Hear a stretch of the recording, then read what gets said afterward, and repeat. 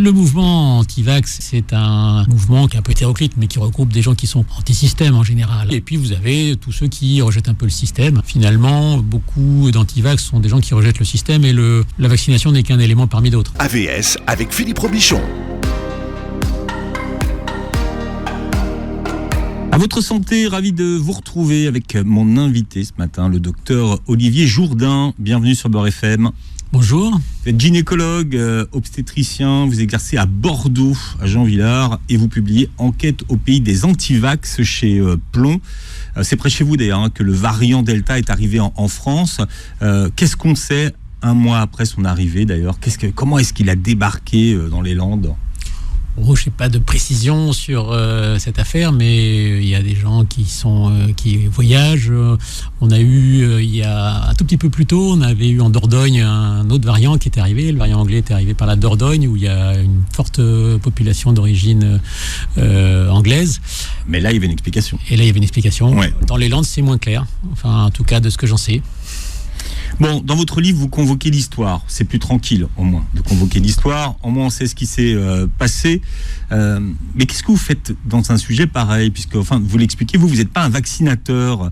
Qu'est-ce qui vous amène à vous intéresser à cette question de la vaccination ? Alors complètement, moi je suis un chirurgien de formation et un chirurgien gynécologue qui s'occupe beaucoup de cancers du col, de maladies liées au papillomavirus. Et en 2006 débarque le vaccin contre le papillomavirus. Et là, je découvre ça et je me dis mais c'est un truc extraordinaire, il faut que je comprenne ça. Et donc je me mets à me former sur le vaccin, sur la vaccination. C'est-à-dire ?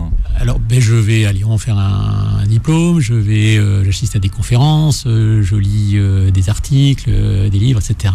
Vous êtes retourné à l'école pour... Ouais. Ah ouais. Oui, alors moi, vous savez, je pense que la médecine, c'est quelque chose qu'on ne peut pas avoir acquis une fois pour toutes. C'est en perpétuel renouvellement et bien sûr qu'il faut se former.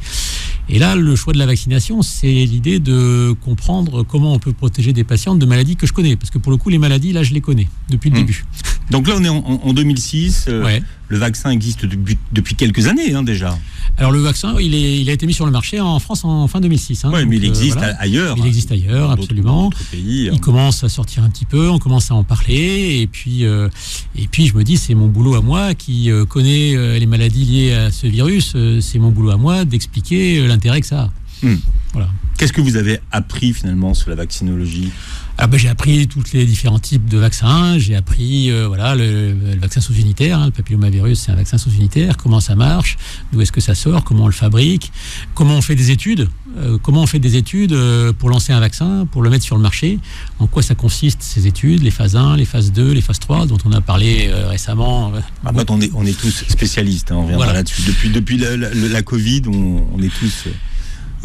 diplômé en vaccinologie. Et puis du coup, j'ai des collègues qui me disent mais bon, il faut que tu nous expliques ça parce que j'ai des copains généralistes, les médecins se connaissent tous entre eux, ils adorent se réunir et donc je fais des petits topos, des petites conférences et puis j'essaye d'expliquer pourquoi ce vaccin est intéressant. Et puis très vite, mes collègues me disent mais oui, le vaccin est intéressant, ça on a bien compris. Par contre, les gens, ils n'en veulent pas et essayent de nous expliquer pourquoi. Et alors là, je me retrouve sec parce que je ne sais pas.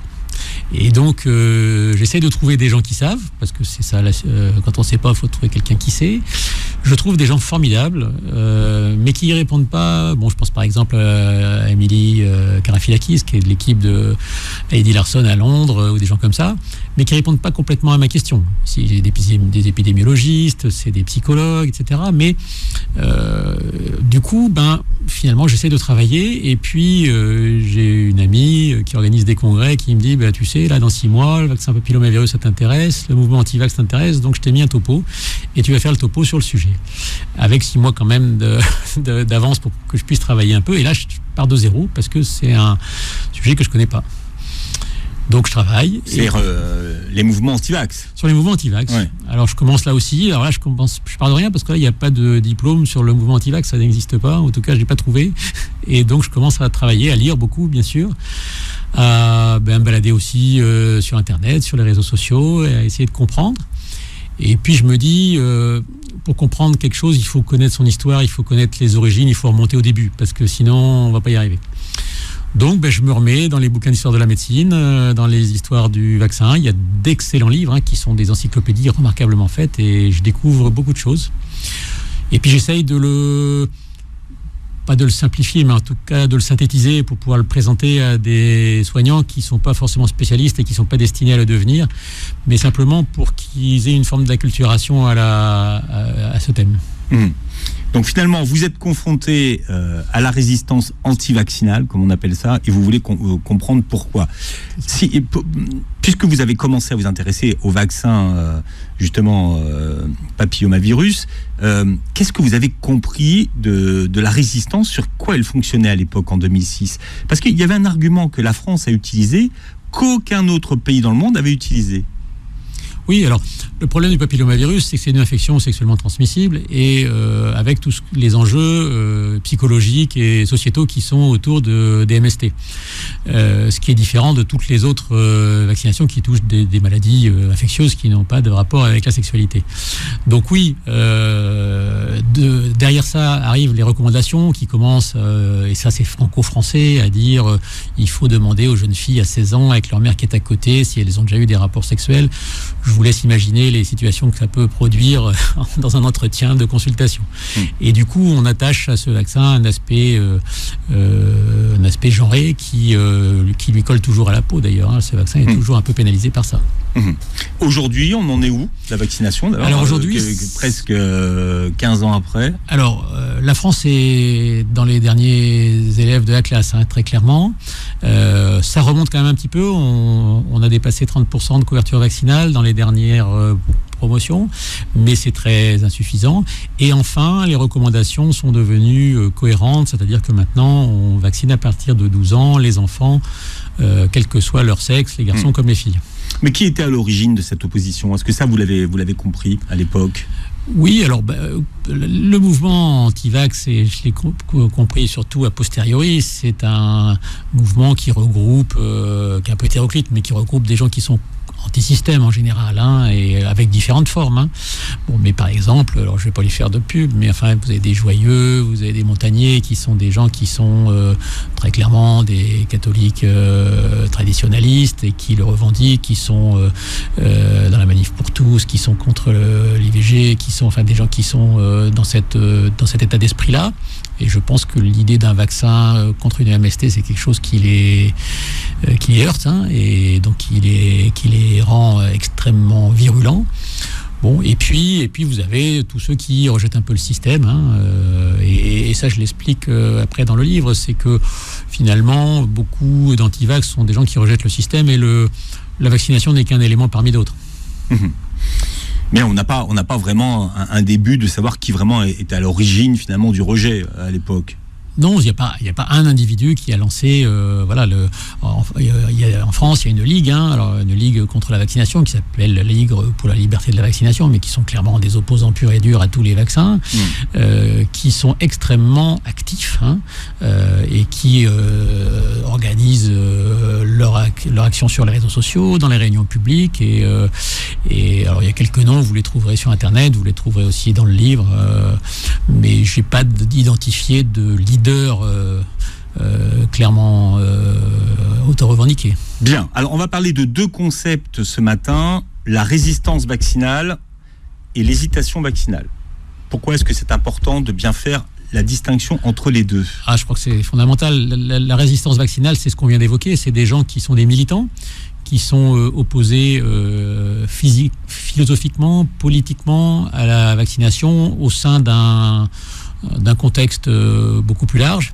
Et puis vous avez les hésitants, et là je prends toujours l'exemple de la mère de famille qui a des enfants qui sont en âge d'être vaccinés et qui se dit qu'est-ce que je dois faire, et puis elle regarde les messages sur Facebook, elle regarde les articles de presse, elle écoute les recommandations des autorités sanitaires, et elle ne sait plus où elle en est. Et on retrouve ça avec le Covid. Il y a des tas de gens qui savent plus où ils en sont, ils entendent tout et le contraire de tout, et ils sont un petit peu perdus. Et l'idée aussi du livre, c'est de réfléchir à ce qu'on peut faire pour ces gens-là et comment on peut les aider. La résistance, c'est pas les plus nombreux. Hein. Vous dites que les hésitants sont les plus nombreux, finalement. Oui, bien sûr. Alors, il est toujours difficile de chiffrer ça. Il y a eu des tentatives. Oui, il y a eu des tentatives. On a dit 40%. Ça provient d'une étude qui a été faite en 2016 avec des questionnaires. Bon, ça évolue aussi beaucoup dans le temps, hein, et ça évolue aussi selon la zone géographique, mais dans les démocraties occidentales, c'est des chiffres de cet ordre-là, 30-40%, avec quand même peut-être une petite baisse, ce qui est d'ailleurs fortement compréhensible avec l'épidémie de Covid, puisque quand vous êtes au milieu d'une épidémie, vous avez plus tendance à vous faire vacciner. Alors, on a parlé longtemps d'une résistance vaccinale à la française. C'est un mythe ou une réalité ? Est-ce qu'elle existe, cette résistance vaccinale à la française ? Oui, alors je pense que par exemple sur le papillomavirus, on a été très très bon sur la résistance anti-vaccinale. On est en tête de liste. Des pays très démocratiques comme l'Australie, comme les pays nordiques, ont des taux de couverture vaccinale très élevés et n'ont pas eu le même phénomène. Clairement. Enfin, l'Australie, ils sont très démocratiques, mais vous avez des amendes si vous ne vaccinez pas. Oui, alors c'est un fonctionnement différent. Oui. Non, alors le coût des amendes, c'était une proposition, ça n'a jamais été mis en place. Mais bon. Non, par contre, ils ont des stratégies de vaccination en milieu scolaire. Où on a le droit de ne pas se faire vacciner, mais il faut le signaler. Enfin, c'est organisé de telle sorte que pour ne pas se faire vacciner, il faut être actif. Si vous êtes passif, vous êtes vacciné. Mais là, maintenant, en Australie, on est à plus de 85% de couverture et on parle de la disparition du cancer du col en Australie. Ça fait rêver le chirurgien gynécologue que je suis, je peux vous le garantir. Alors aujourd'hui, sur la Covid, on commence à avoir un peu de recul. Est-ce que la France est un élève qui se place dans quelle catégorie ? Alors, on est parti très en retard et finalement, on a un petit peu rattrapé le retard. On est sur les tranches de population à risque autour de 80% sur les personnes âgées. Je pense aux personnes âgées au-delà de 80 ans, au-delà de 70 ans même. Après, on atteint un plafond. Là, on est en train de plafonner. Et ce qui me paraît le plus inquiétant, c'est le plafond des plus de 80 ans où depuis déjà maintenant plusieurs semaines, ça bouge plus.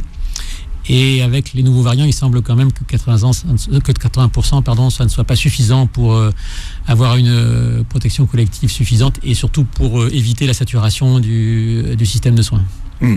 Et ça, c'est un des intérêts de votre livre, puisque vous proposez une façon de vous adresser, de communiquer avec ceux qui hésitent. Absolument. Je pense que l'idée, c'est aussi de ne pas uniquement faire un constat. Je crois l'idée, c'est de comprendre, bien sûr. Ça a été ma première démarche. Mais après, l'idée, c'est de proposer aussi et d'agir. Alors, je pense qu'en termes de communication, je crois que les autorités sanitaires, les labos communiquent pas sur l'émotion et c'est probablement d'ailleurs pas leur rôle. Moi, j'ai vu des patientes touchées par des cancers du col. Il y a des petites vidéos qui sont extrêmement bien faites. Je pense à une femme qui se fait appeler Lady Ganga, qui est une américaine de Californie, du monde du cinéma, qui se retrouve avec un cancer du col métastatique, c'est-à-dire très grave, qui va mourir et qui décide de médiatiser sa fin de vie pour soutenir les campagnes de dépistage et de vaccination. Et je peux vous assurer que pour l'avoir testé, même parmi un public de soignants, c'est très efficace. Et puis, je pense qu'il y a aussi le principe des entretiens individuels, c'est-à-dire que les informations qui finalement entraînent la confiance du public, c'est les informations en tête-à-tête, la consultation avec le médecin, l'entretien avec les soignants. Et puis, ce que Arnaud Gagneur a développé au Canada, qui s'appelle l'entretien motivationnel. Ça, je crois que c'est une technique très intéressante et qui s'est développée à toute vitesse en Amérique du Nord. Il vient de faire un partenariat avec le CDC aux États-Unis. L'idée, c'est de lancer des entretiens en tête-à-tête avec quelqu'un qui n'est pas forcément un soignant d'ailleurs, qui va finalement petit à petit poser des questions. Alors on en parle souvent, mais on ne sait pas forcément ce que ça veut dire et ce que ça regroupe. Nous parlons des antivax ce matin avec mon invité, le docteur Olivier Jourdain. Je rappelle que vous publiez Enquête au pays des antivax aux éditions Plomb. Alfred Sauvy aurait dit vocable unique, réalité multiple. Dans Antivax, on a l'impression que c'est un grand fourre-tout où tout le monde pense la même chose, mais c'est pas vrai. Non, il y a des tas de Il y a des tas d'origines différentes. Ça s'intègre très souvent dans une résistance au système, mais il peut y avoir historiquement des craintes d'ordre religieux, d'ordre politique, d'ordre pseudo-scientifique. On a des gens qui se regroupent, alors qui finissent quand même plus ou moins par se retrouver sur ce thème-là, mais qui sont d'origines très différentes. Donc vous convoquez l'histoire, les antivax, c'est vieux comme le premier vaccin finalement. Absolument. Qu'on n'appelait pas encore vaccin d'ailleurs à l'époque. C'était pas un vaccin parce que Lady Montagu, qui est une femme anglaise, femme d'un diplomate du Royaume-Uni en poste à Constantinople, eh bien elle observe cette technique qui consiste à injecter par voie sanguine un germe, le germe de la variole, mais qui par cette voie-là est beaucoup moins pathogène, beaucoup moins méchant que par voie respiratoire, et qui permet de protéger contre cette maladie qui à l'époque fait des ravages, et elle a d'ailleurs été touchée dans sa famille, elle sait ce que c'est. Ouais, ce sont les anti-inoculistes qui à l'époque sont les ancêtres des antivax.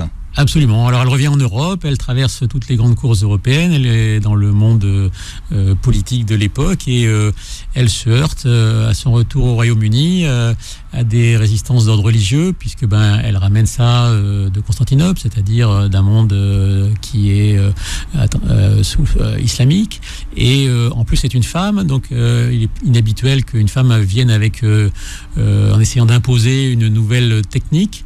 Alors on appelait ça la variolisation, c'est ça ? Absolument, puisqu'on utilisait, alors c'était très très artisanal, on prenait du pus de variolique qui était broyé dans une petite coquille de noix, et puis on injectait cet extrait-là sous la peau avec une petite aiguille. Qui c'est qui avait inventé ça ? Alors, c'est difficile à dire. Qui est le père ? Alors, on parle toujours de Pasteur, mais non, finalement. Ouais, alors ça, c'est pas encore le vaccin, c'est effectivement la varialisation. C'est né probablement bien avant Lady Montagu, et très probablement en Extrême-Orient, on retrouve de l'iconographie. J'ai réussi à trouver des images où cette technique est développée en Chine, en Extrême-Orient, il y a très longtemps, il y a plus de 1000 ans. Voilà. Mais alors, c'est difficile de savoir parce que dans le détail, on ne sait pas exactement comment ils faisaient, et c'est toujours délicat de comparer par rapport aux techniques modernes. Clairement, on était sur des techniques un peu différentes, bien sûr. Alors, qu'est-ce qu'on sait des premiers résistants ? Qui sont-ils ? Alors, par exemple, juste après Lady Montagu et la variolisation, vous avez le premier vrai vaccin, c'est un vaccin contre la variole, c'est Jenner, 1798, lui aussi anglais. Et il utilise un virus d'origine bovine. Donc lui, il appelle ça la vaccine. Et il appelle ça la vaccine, absolument. Déjà, donc... c'est ce qui a d'ailleurs laissé son nom au vaccin. La vaccine est le nom du virus en question. Edward Jenner. Tout à fait. Et comme c'était un virus d'origine bovine, des informations, ce qu'on appellerait certainement aujourd'hui des fake news, circulent à l'époque en suggérant que l'utilisation de ce produit va transformer les êtres humains qui sont vaccinés en tout ou partie de leur corps de transformation bovine, avec des cornes qui leur poussent sur la tête, des sabots à la place des pieds, et je vous passe le reste des détails. Et il y a des iconographies qui sont absolument étonnantes sur ce point. Vous dites que c'est la première fake news anti-vax dès 1802. Vous voyez, donc c'est ça. On n'a rien inventé. C'est ça. Et on appelle ça la thèse de la minotorisation. Ouais, c'est le minotaure, c'est-à-dire que c'est un être humain dont une partie est transformée en organe animal, les sabots, les pieds, les cornes, etc., la queue, le poil et le cuir. Alors, vous dites qu'à l'époque, on se pose déjà les questions qu'on se pose d'ailleurs encore aujourd'hui, savoir quelle est la durée de protection vaccinale, est-ce qu'il y a un intérêt à vacciner à plusieurs reprises une même personne, est-ce qu'on doit vacciner une personne qui a déjà eu la maladie ? Donc, ce sont déjà des questions qu'on se pose à l'époque. Complètement, bien sûr. Et alors, on n'est pas sur des études qu'on a aujourd'hui. Je pense que les questions qui se posaient à l'époque sont différentes de celles d'aujourd'hui. On n'avait pas 43 000 personnes avec un suivi de 3 mois ou 4 mois avant de se lancer. Ça concernait combien de personnes à l'époque ? finalement la vaccine? Alors au début, en fait, c'était quelques personnes évidemment. Ils ont lancé quelques personnes dans des zones très rurales. Jenner, il était dans une zone très rurale. Et puis la vaccine s'est développée sur des bovins. Donc l'idée, c'est de dire qu'à l'époque, il n'y a pas de congélateur, il n'y a pas de possibilité de conservation. Donc il faut utiliser le produit au plus près de la production, c'est-à-dire des élevages bovins. Et donc il prend des garçons de ferme, il prend des gens comme ça, mais il part d'une observation qui était celle que les jeunes femmes qui faisaient l'attrait des vaches atteintes n'étaient pas atteintes par la variole. Et donc c'est comme ça qu'il comprend finalement que le virus bovin peut prévenir de la variole. Et puis après, ça va très vite, parce que la variole, c'est une maladie grave. À l'époque, je vous rappelle, Louis XV est mort de variole. Qui avait refusé, lui, Il avait refusé la variolisation. La variolisation, tout à fait. Et les cours d'Europe s'emparent du phénomène. C'est après lui que, finalement, on a vacciné les gens, à l'époque. Je vous rappelle, par exemple, que même j'ai trouvé des documents qui sont un petit peu plus rares, mais même en Russie, la grande Catherine s'empare de cette vaccination qui a tué un de ses ancêtres qui est mort de la variole, et donc tout le monde est touché, ça n'est pas réservé à une catégorie de population. Mais c'est quand même la grande maladie de l'époque. Oui, il y a des épidémies qui sont un peu du 19e, permanentes, du 19e. Oui, on a des histoires qui sont et encore une fois, voilà, les rois de l'époque ne sont pas protégés, leurs conditions sociales ne les protègent pas. Pasteur va s'intéresser, lui, à une maladie finalement qui intéresse personne. Il va s'intéresser à la rage. Donc finalement, Louis Pasteur, lui, il n'est pas médecin. C'est même pas un vétérinaire. Pasteur est chimiste. C'est d'ailleurs un des éléments probablement qui a favorisé son opposition, parce que les médecins de l'époque, probablement un petit peu corporatistes, n'apprécient qu'à moitié qu'un chimiste vienne leur expliquer les innovations et le progrès. C'est donc une opposition qui va être très puissante contre Pasteur. C'est-à-dire que les médecins sont contre lui. Pas tous évidemment. Il y en a qui vont très vite comprendre l'intérêt de la technique et qui vont derrière, bien sûr, renforcer encore le développement de cette méthode. Mais oui, certains y sont opposés. La rage, il n'y a pas les moyens diagnostiques actuels, donc la rage, effectivement, n'est pas une maladie très fréquente. Elle est très spectaculaire, par contre, parce que la rage, c'est vraiment quelque chose de très spectaculaire et qui fait peur dans l'inconscient collectif. Donc je pense que c'est aussi ça. C'est pour ça qu'il s'est intéressé... Oui, alors peut-être aussi parce qu'il avait les moyens. C'est une maladie de transmission animale. Vous savez qu'il faut se faire mordre par un animal enragé. Du coup, on peut faire des tests sur les animaux, et donc le modèle est assez simple à mettre en œuvre pour cette maladie, plus simple que pour d'autres pour lesquels il n'y a pas forcément la possibilité de tester chez l'animal, en tout cas pas à l'époque. Alors après, l'histoire est rentrée dans l'histoire, comment il s'intéresse et comment il teste sa méthode sur le jeune Joseph Messner, qui a 9 ans. C'est ça, et c'est le premier cas, et puis alors, il enchaîne évidemment. Ce cas-là est un cas véritable, et le résultat est spectaculaire.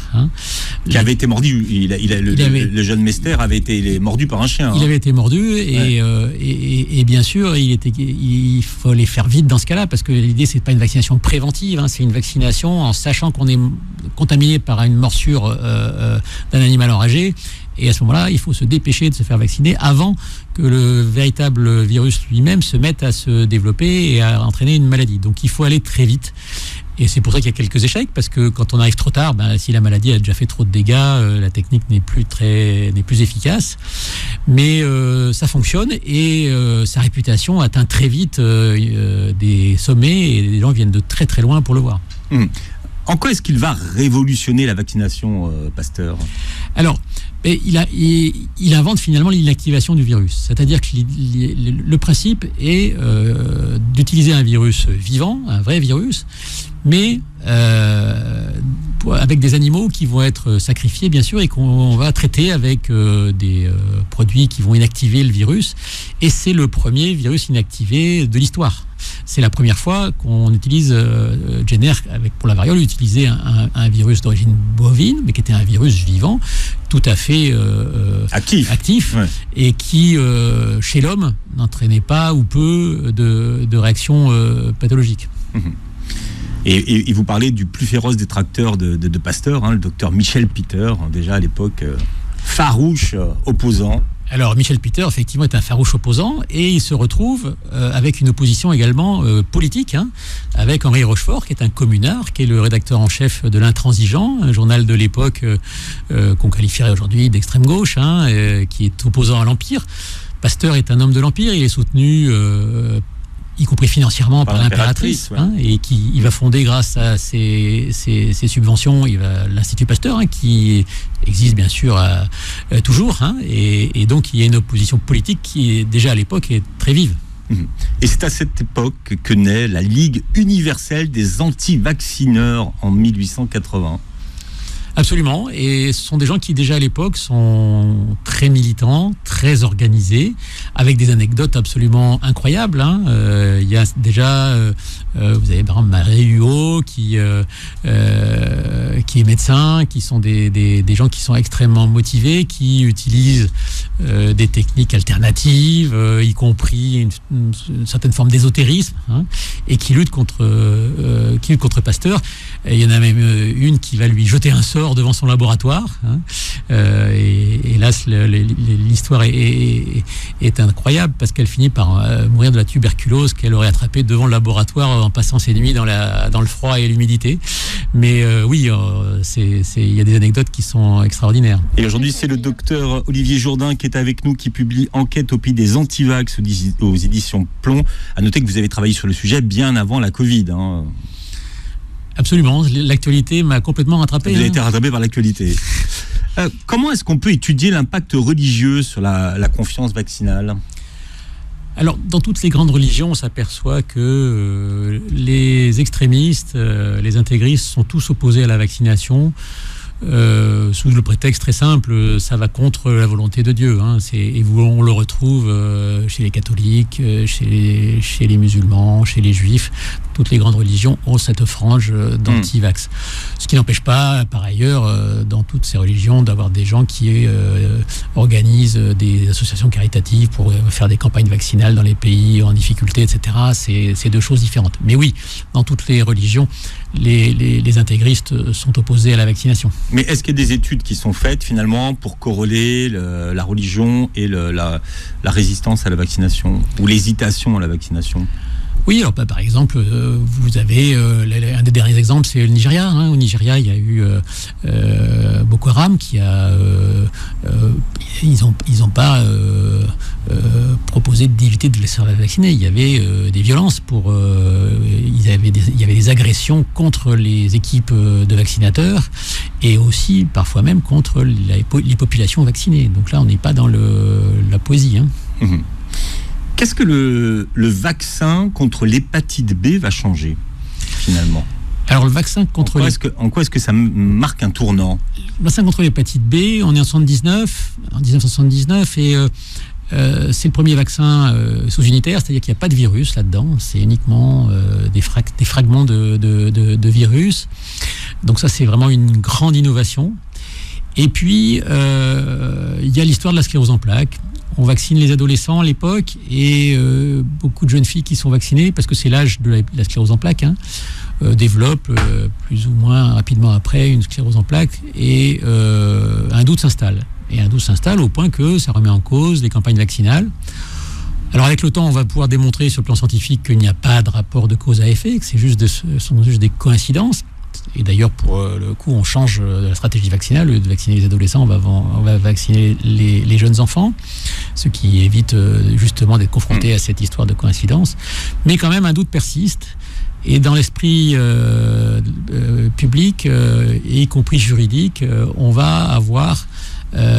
finalement, les juristes vont établir ce qu'on appelle une causalité juridique, je l'explique dans le livre, qui n'a pas grand-chose à voir avec la causalité scientifique, mais qui va aboutir à un certain nombre d'indemnisations et qui jette dans l'esprit du public un certain doute. Mmh. Et on est en pleine période aussi, c'est l'époque aussi du sang contaminé. Donc, absolument. Voilà, c'est toute cette époque qu'il faut revoir. Mais finalement, aujourd'hui, est-ce qu'on peut expliquer ces scléroses en plaques qui se sont déclenchées? Alors, la sclérose en plaques, c'est une maladie qui touche surtout les femmes et surtout dans la tranche d'âge où on les vaccinait à l'époque. La question, c'est de savoir quelle est la causalité, finalement. Voilà. Alors, après, il y a maintenant des grandes études qui ont été faites sur des très, très grandes échelles où on sait qu'il n'y a pas plus de sclérose en plaques parmi les populations vaccinées que parmi les populations non vaccinées.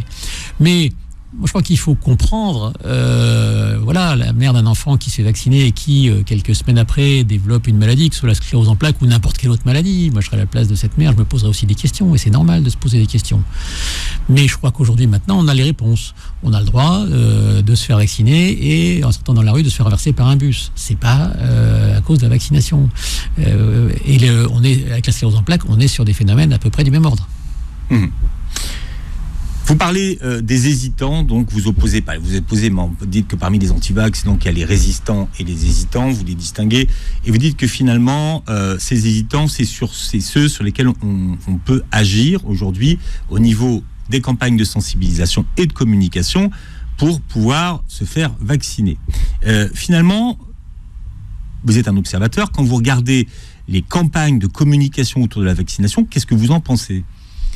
Alors, je pense que convaincre une population de se faire vacciner avec des tableaux Excel et avec des déclarations de la NSM, mais on a la même chose à l'étranger, du CDC ou du NHS, c'est pareil. Je pense que très peu de gens sont réceptifs à ce genre de communication. Je pense qu'il faut jouer sur l'émotion. Ça, c'est important parce que... Mais ça veut dire quoi, jouer sur l'émotion ? Jouer sur l'émotion, c'est parler des maladies qu'on va prévenir. Et c'est pour ça qu'en période d'épidémie, finalement, l'hésitation vaccinale diminue. Parce que quand vous avez à côté de vous des gens, et en pleine épidémie Covid, évidemment, c'est évident, quand vous avez des gens à côté de vous, de votre famille, dans mon établissement, dans ma clinique, il y a des gens qui sont morts du Covid, il y a des gens qui ont été en réanimation pour le Covid. Et là, le rapport de cause à effet, il est beaucoup plus simple. La maladie, on ne l'oublie pas. La maladie qui va être prévenue, on ne l'oublie pas. Et dans ces conditions-là, l'hésitation vaccinale diminue considérablement. Sauf que là, on arrive à un palier. On est à 40% d'à peu près de population qui serait vaccinée. Complètement vaccinée, oui. 50% de première dose, à peu près, un peu plus. Voilà. Donc, et aujourd'hui, ça marque le pas. Donc, finalement... on a l'impression qu'on n'a pas le droit d'hésiter, d'être hésitant sur la question des vaccins. Est-ce qu'on a le droit d'hésiter sur cette question ? Alors, on a le droit de tout faire. Le problème, c'est qu'est-ce qu'on risque ? Et c'est toujours la même chose, c'est le bénéfice-risque. On peut dire, on accepte de relancer le Covid et de retomber avec les réanimations pleines de gens qui, parfois, sont souvent âgés. Mais si vous voulez, j'ai un point de vue assez clair là-dessus. Je pense que si vous voulez, la sélection naturelle, moi, j'y suis opposé. Si vous me dites ça et que je suis hésitant, alors là, je veux dire... Le mec, il a même pas écouté mon objection. Non, mais après, il me sort la soupe que tout le monde me sort tous les soirs aux journaux télévisés. Et justement, ce qui est intéressant dans votre livre, c'est que vous faites pas comme les autres. Donc, vous parlez d'émotion, mais aussi il y a quand même une empathie. Cette hésitation des gens qui hésitent sur les vaccins. D'abord, est-ce qu'il y a des raisons qui expliquent qu'ils hésitent ? Oui, je pense que les gens ont toujours peur de l'inconnu. C'est complexe. L'épidémie est par essence complexe et c'est difficile à expliquer. On le voit bien, ne serait-ce qu'au nombre des pseudo-experts que vous entendez partout. On peut imaginer que c'est compliqué. Donnez-moi des noms. Vous en avez dans le livre, mais je pense que, vous savez, pour les reconnaître, c'est très simple. C'est ceux qui font des oracles. Et les gens sérieux, dans des phénomènes aussi complexes, ne font pas d'oracles. Et ils ont ce que j'appelle une humilité responsable. C'est-à-dire qu'à un moment, il faut être capable de reconnaître qu'il y a des choses qu'on ne comprend pas et des choses qu'on n'est pas capable de prévoir. Ceux-là me paraissent beaucoup plus crédibles. Bon, moi, je suis hésitant. Comment est-ce que vous prenez en charge, dans la communication, mon hésitation ? En disant, alors, par exemple, moi, un vaccin à ARN messager, j'ai pas du tout envie que ça modifie mon code génétique. Alors, ça, c'est des arguments relativement classiques. Que vous traitez dans votre livre. Le code génétique, si vous voulez, ça, c'est un fantasme. C'est un fantasme. Alors, ça fait appel à pas mal d'œuvres de science-fiction. Ça fait appel à pas mal d'imaginaire. Bon, c'est Michael Crichton avec les nanoparticules, c'est des thématiques comme ça. Il y a certains éléments qui viennent de Matrix aussi. Voilà. Alors effectivement, c'est des films qui sont très connus, mais on est dans la science-fiction, on n'est pas du tout dans la science tout court. Hein, ça, c'est très clair. Vous avez eu l'expérience avec la paire de ciseaux ? Oui. Bien sûr. Oui, bien sûr, c'est... La paire de ciseaux, donc, que vous rapprochez de l'endroit où vous avez été vacciné, et normalement, la paire de ciseaux reste collée, enfin, en tout cas, est aimantée par la puce qui est en vous. Il faut tester l'autre côté, et si vous testez l'autre côté, à l'endroit où vous n'avez pas été vacciné, vous allez voir que le phénomène est exactement le même. C'est juste une question de forme d'électricité statique, d'adhérence. Voilà, non, il y a beaucoup d'expériences comme ça. Non, je crois que l'idée, les gens, c'est de les amener à réfléchir sur l'avenir et l'avenir de notre société. Est-ce qu'ils veulent qu'on continue pour protéger notre population de vivre confinés ? Quel choix de vie on fait, hein ? Bon, par exemple, pour les soignants, je crois que ça c'est quelque chose de très important. Le vaccin n'empêche pas complètement la transmission, mais il l'empêche quand même fortement. Moi, ça fait pas partie de mon éthique de prendre le risque de transmettre à mes patients une maladie. Hein. C'est quelque chose qui est pas nouveau. C'est ça qui me choque un peu. C'est que si vous voulez, par exemple pour l'hépatite B, par exemple pour le DT polio, par exemple pour la coqueluche, c'est des vaccins qui sont soit obligatoires, soit recommandés pour les soignants, et ça ne choque personne, et ça fait des années. Donc, un vaccin de plus ou de moins dans la vie d'un soignant, qu'est-ce que ça change ? Moi, j'ai du mal un petit peu à comprendre pourquoi on accepte de se vacciner pour l'hépatite B et qu'on n'accepterait pas pour le Covid. Voilà. Ceux qui peuvent éviter peuvent vous dire que parce qu'on manque de recul, parce que les vaccins ont été mis, j'allais dire, à la disposition des patients trop rapidement. Et vous voyez. Alors, je vous remercie de poser la question du recul, parce que cette question-là, elle est en permanence remise sur la table. Ce qu'il faut savoir, c'est qu'il n'y a aucun vaccin qui a des complications qui ne s'expriment pas dans les 2 mois après l'injection. Et c'est même pas les scientifiques qui le disent. Ce sont les cabinets d'avocats qui lancent des campagnes de recrutement pour des dépôts de plaintes collectives contre les vaccins. Si vous n'avez pas eu de symptômes avant 2 mois, bon, bien sûr, ça repose aussi sur des questions scientifiques. Je vous rappelle que les études pour le vaccin Covid, elles ont eu en moyenne à peu près 3, les premières, je vous parle de celles qui ont abouti à la mise en place sur le marché, on est en décembre 2020, ce qui à l'échelle du Covid est déjà une éternité. Vous racontez dans votre livre, par exemple, les études qui ont précédé à la mise sur le marché du vaccin AstraZeneca. Ça, c'est intéressant, c'était une équipe qui travaillait sur un vaccin Ebola d'ailleurs, avant. Oui, tout à fait. Alors c'est vrai. Est-ce que par exemple les questions qui se sont posées au moment du début de la vaccination par l'AstraZeneca sont de mesure à renforcer les hésitations des gens ? Complètement.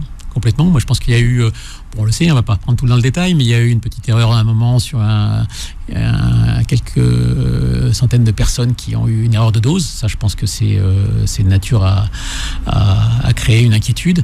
De la même manière, sur la répartition de la population, normalement, quand vous faites une étude, vous essayez d'avoir à peu près une répartition dans les âges, les sexes, etc., les catégories socio-professionnelles qui soient à peu près représentatives de la population pour pouvoir tirer des conclusions plus générales, ce qui n'a pas été parfaitement fait au départ.